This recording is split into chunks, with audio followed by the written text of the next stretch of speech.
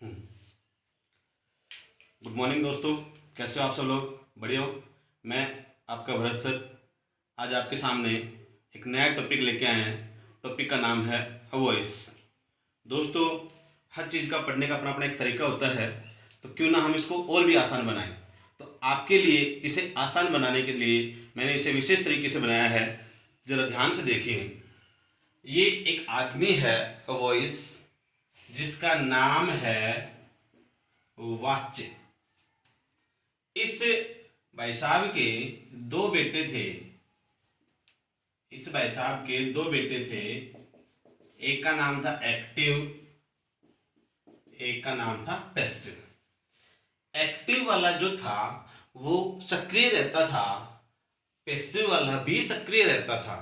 लेकिन ये एक्टिव वाला हमेशा कोई भी काम करता वो सब्जेक्ट के साथ में काम करता, और ये पैसिव वाला कोई भी काम करता ये ऑब्जेक्ट के साथ में करता। ये कोई भी बात को सीधे सब्जेक्ट के साथ में बोल देता था, ये किसी बात को ऑब्जेक्ट को लेकर के बोलता था। जैसे कि मैं खाना खाता हूं या खाना मेरे द्वारा खाया जाता है। मैं चाय बना रहा हूं, चाय मेरे द्वारा बनाई जा रही है। इस प्रकार के वाक्य बनते थे। अब यहां क्या हुआ, इन दोनों भाइयों में लड़ाई हुई। लड़ाई हो गई तो इस पिता ने कहा कि भाई तुम लड़ाई क्यों करते हो, दोनों राजी राजी रहो। राजी राजी रहने के लिए बोला क्या करना पड़ेगा, बोले मैं तुम्हें 5 रूल्स बताता हूं। 5 रूल्स बताता हूं ताकि आप लोग खुश रहो। दोनों ने सहमति होगी, बोले बताओ क्या रूल है। तो भाई पिता ने कहा कि इसको बड़ा बाप का बना दो, क्या हो जाए, कोई फर्क पड़ जाए? तो कोई फर्क नहीं पड़ेगा। तो उसने कहा कि ऑब्जेक्ट को सब्जेक्ट बना दो। सबसे पहले इसको बड़ा बाप का बना दिया ऑब्जेक्ट को। नंबर 2 पर अगर ये बदमाशी करता है, कहना नहीं मानता है, तो ऐसे करो, इसकी हेल्पिंग वर्ब लगाओ, किसी की सहायता ले लो। अकॉर्डिंग टू सेंटेंस, यानी वाक्य के अनुसार इसकी मदद ले लो। ये नहीं माने तो अपनी मदद लेकर के इसको मना लेंगे। नंबर 3 पर आप दोनों भाई बराबर रहो, और इसमें हमेशा वर्ब की थर्ड फॉर्म का प्रयोग करो। इस वाले वाक्य में पैसिव वॉइस बनाना है ना, इसलिए इसका वर्ब की थर्ड फॉर्म का यूज करो। नंबर 4 पर अगर एडवर्बियल कहीं दे रखा हो तो उसको यूज कर लो। नंबर 5 पर ज्यादातर सेंटेंस में बाई का प्रयोग किया जाता है। और नंबर 6 पर तू छोटे बाप का बन जा भाई, इसलिए यहां पे लिख दिया सब्जेक्ट को ऑब्जेक्ट बना दो। इस प्रकार से ये 5-6 रूल्स बना दिए। ये जो 4 नंबर का रूल है ये सभी सेंटेंस पे लागू नहीं होता है, इसलिए मैंने इसको काउंट करने के बजाय सीधा बिना काउंट करके ही लिखा है। ये 5 नियम बता दिए। अब दोनों भाइयों में समस्या हो गई कि हमें क्या पता ऑब्जेक्ट कैसे लेंगे, सब्जेक्ट कैसे लेंगे। तो यहां मैं बता देता हूं आपको पर्सन के अनुसार। ये फर्स्ट पर्सन हो गया आपका, यू सेकंड पर्सन हो गया, थर्ड पर्सन हो गया ही, सी, इट और दे। ये हो गए, ये सारे सब्जेक्ट हैं। सब्जेक्टिव केस में बोलते हैं इनको, और इनको अपने को बनाना है ऑब्जेक्टिव केस में। तो यहाँ पे मी, अस, यू का यू रहेगा, ही का हिम हो जाएगा, सी का हार हो जाएगा, इट का इट रहेगा, और दे का देम। तो यहाँ पे इस पिता ने बताया कि भाई अगर ये सेंटेंस में आ जाए तो आप इनको ये बना दो। ये हो गया सब्जेक्टिव, ये हो गया ऑब्जेक्टिव।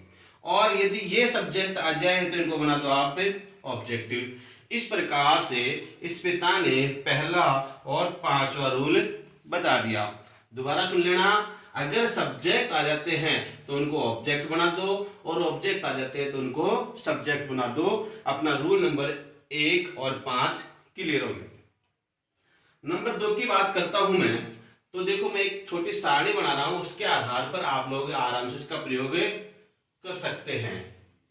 ये मैंने एक चार्ट बनाया है, इस चार्ट के आधार पर आप उसका प्रयोग कर सकते हो। अपने को हेल्पिंग वर्ब यूज करना है, ये 2 नंबर है, हेल्पिंग वर्ब यूज करना है। तो यहाँ पे मैं कुछ बॉक्स बना रहा हूं, आप उनके अकॉर्डिंग उनके प्रयोग कर सकते हो। ये मैंने लिख दिया V1, V2, V3, V4, V5, V6 और V7। जहां भी V1 आ जाए तो उसका पैसिव वॉइस बनाते समय यहां पर हमें आर एम का प्रयोग करना है और इज का भी प्रयोग किया जा सकता है। V2 जहां कहीं भी आ जाए, वाज वर, जिसको वॉज भी बोल सकते हैं, वॉज वर का प्रयोग करना है। वर्ब की थर्ड फॉर्म जहां कहीं भी आएगी उस वाक्य में ये हेल्पिंग वर्ब जरूर आएगी। हैज, हैड, तो इनके आगे अपन को बीन लगा देना है। V4 का मतलब हो गया कि V1 प्लस ING, ये जहां भी आएगी मतलब इज, एम आर या वो जो वर्ग के साथ आएगी। तो अपने को क्या करना है, इस ING को बीइंग में बदल देना है। किसमें बदल देना है, बीइंग में बदल देना है। V5 का मतलब हो गया V प्लस एस या ES, तो अपने को यहाँ पे इज और अकॉर्डिंग टू सब्जेक्ट आर का प्रयोग भी किया जा सकता है। यहाँ पे 6 मैं लिख देता हूँ मॉडल, 6 नंबर में मैंने लिख दिया है मॉडल। तो मॉडल जहां भी आ जाए उसके साथ में बी का प्रयोग करेंगे। यहाँ पे मैंने लिख दिया है गोइंग टू, और जहां गोइंग टू आ जाता है वहां पे हम उसके बाद में क्या लगाते हैं, बी। नंबर तीसरा जो कॉलम मैं बना रहा हूं वो ध्यान से समझे आप। तीसरा कॉलम क्या, गाइस, पिताजी ने कहा था कि दोनों भाइयों को समान रहने के लिए एक चीज है ना, ये समान प्रयोग करना है। मतलब हर वाक्य में वर्ब की थर्ड फॉर्म का प्रयोग होगा, वर्ब की थर्ड फॉर्म का प्रयोग होगा। इस प्रकार से अपने हेल्पिंग वर्ब का प्रयोग भी हो गया और वी थर्ड फॉर्म को प्रयोग हो गया, और लास्ट में बच गया बाई। अकॉर्डिंग टू सेंटेंस अपने को, अकॉर्डिंग टू सेंटेंस इसको अपने को यूज करना है। बाई को यूज कर सकते हैं, टू को यूज कर सकते हैं, विद को यूज कर सकते हैं, वो आगे आगे होते रहेंगे। तो इस प्रकार से दोनों भाइयों के अंदर सामंजस्य बैठाने के लिए उस पिता ने ऐसा किया। आप चाहो तो इसका एक बार स्क्रीनशॉट ले सकते हो, मैं थोड़ा इधर साइड में हट जाता हूं, आप इसका स्क्रीनशॉट ले सकते हो। Very good. अब मैं इधर आता हूं, इसको थोड़ा इरेज करता हूं, जब तक आप वो स्क्रीनशॉट ले रहे हो या लिख रहे हो। अब देखिए यहां मैं सेंटेंस लिखता हूं, सेंटेंस है आई राइट ए लेटर। ये मैंने एक सेंटेंस लिखा है। अब आपको इसका पैसिव वॉइस बनाना है, तो देखो ये तो क्या हो गया सब्जेक्ट, ये क्या होगी V1, ये क्या हो गया ऑब्जेक्ट। अब मैं थोड़ी सी बात पूछूं यहां पर आपको कि सब्जेक्ट क्या होता है। सब्जेक्ट हमेशा दोस्तों वर्ब से पहले आता है। तो अब आपकी बात आएगी कि ऑब्जेक्ट क्या होता है। ऑब्जेक्ट हमेशा वर्ब के बाद में आता है, हेल्पिंग वर्ब के बाद में आता है। तो जैसा कि उस पिता ने कहा था सबसे पहले इसको बड़ा बाप का बना दो, तो हमने भाई इसको ए लेटर को इधर ले लिया, ठीक है। इसके बाद देखो V1 है, तो V1 वाला देखो यहाँ पे आ जाओ, V1 किसका यूज होगा, इजेएमआर का यूज होगा, वर्ब की थर्ड फॉर्म का प्रयोग होगा। तो यहाँ पे ए लेटर सिंगुलर है इसलिए अपन ने इज का प्रयोग कर लिया। राइट की थर्ड फॉर्म होती है रिटर्न, और हमने 4 नंबर लगा दिया बाई, और आई का अपन ने क्या कर दिया मी। अब दोस्तों मेरे को थोड़ा सा यहाँ कंफ्यूज हो रहा है। कंफ्यूज क्या हो रहा है कि पिता ने कहा था आप ऑब्जेक्ट को इधर ले लेना और सब्जेक्ट को इधर ले लेना, तो आपने यहां पे मी क्यों लिया, आई क्यों नहीं लिया। क्योंकि जब आपने ए लेटर इधर लिया है तो जाहिर सी बात है ना, इस आई को भी इधर आना चाहिए था, लेकिन आपने मी क्यों लिया। इसका कारण क्या है, कोई बता सकता है आप में? चलो मैं बता देता हूं आपको। किसी भी प्रीपोजिशन के बाद में, किसी भी प्रीपोजिशन के बाद में हमेशा ऑब्जेक्टिव केस में ही सब्जेक्ट लिखा जाता है, इसलिए अपने यहां पे ऑब्जेक्टिव के अंदर मी का यूज हुआ है। जैसे मैं दूसरा सेंटेंस लिख रहा हूं, राधिका स्पीक्स इंग्लिश, वही वहां पे सब्जेक्ट हो गया, V1 हो गया, V1 V5 हो गया, और ये हो गया आपका ऑब्जेक्ट। अपन ने यहाँ पे सबसे पहले ऑब्जेक्ट ले लिया, इंग्लिश V5 है, V5 में दे रखा है अपने को ऐसे इज एम आर का प्रयोग करना है, तो अपन ने अकॉर्डिंग टू सब्जेक्ट सिंगुलर है इसलिए इज का यूज कर लिया। स्पीक की थर्ड फॉर्म होती है स्पोकन, और यहाँ पे बाई का यूज कर लिया, और बाद में अपन ने ऐसे कैसे लिख दिया राधिका। हम चाहे तो बाई हर का प्रयोग भी यहाँ पे कर सकते हैं, लेकिन प्रॉपर नाउन अगर दे रखा है अपने को यहाँ पे, इसलिए अपन इसको क्या कर सकते हैं, राधिका लिख सकते हैं। अब जैसे मैं आपको सेंटेंस बोलूंगा, अपने उनको तैयार करें, कैसे करें? आप थोड़ी देर के लिए बाई शब्द को भूल जाइए। अब जैसे मैं आपको बता रहा हूं कि आई टेक टी, तो इसका हो जाएगा tea is taken. I write a letter is written. I read newspaper is read. By me आप हटा दिए, उसको छोड़िए, आप कोई भी सेंटेंस ऐसे आप बना सकते हैं। जैसे और भी मैं वाक्य बनाऊंगा आपके लिए, ये शायद आपने लिख लिया होगा।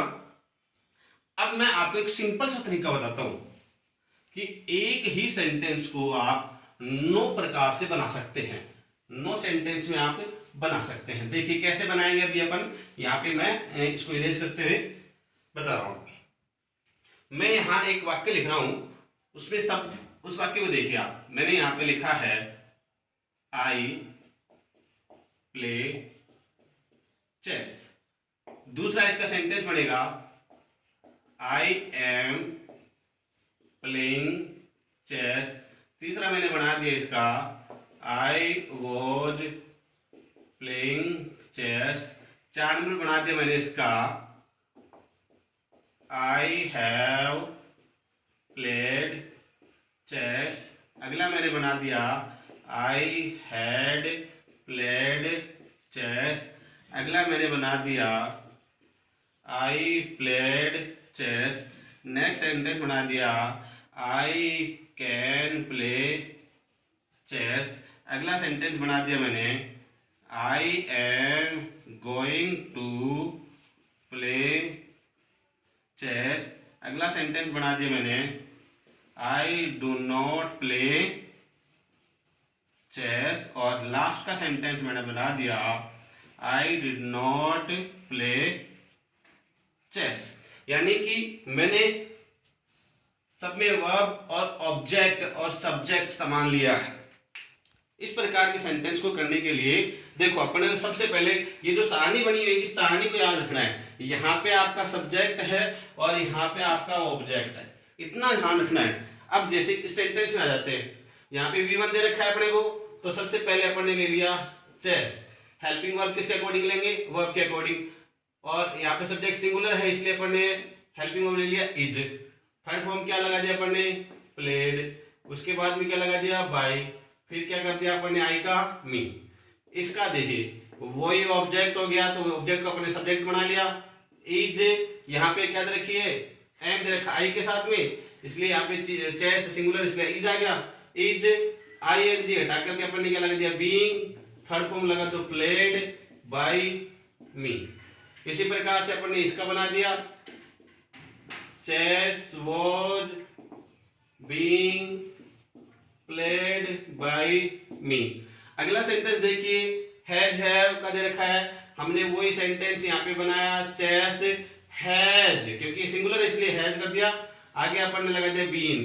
देखो मैंने यहाँ पे लिखा था वी थर्ड दे रखा है, हैज और हैड के बाद में हमेशा बीन का प्रयोग होगा, तो यहाँ पे बीन थर्ड फॉर्म लगा दिया अपन ने प्लेड बाई मी।